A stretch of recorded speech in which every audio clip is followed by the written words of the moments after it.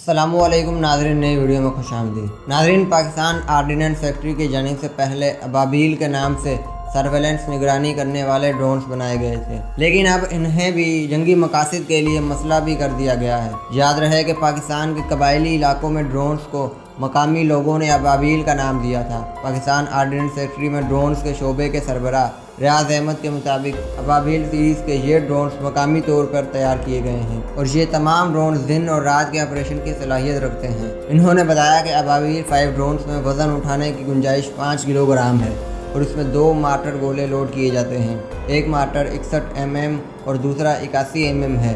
ये 30 किलोमीटर की रेंज में काम कर सकता है। इसकी रफ्तार 35 किलोमीटर फ़ी घंटा है और ये 1.5 घंटे तक फ़िज़ा में मौजूद रह सकता है। इन्होंने बताया कि ये किसी भी जगह वर्टिकल टेक ऑफ और लैंडिंग कर सकता है।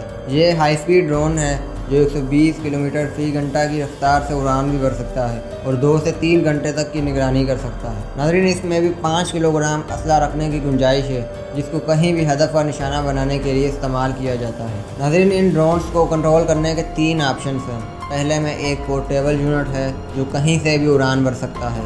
दूसरा ड्यूल कंट्रोल यूनिट है जिसमें 2 ऑपरेटर होंगे।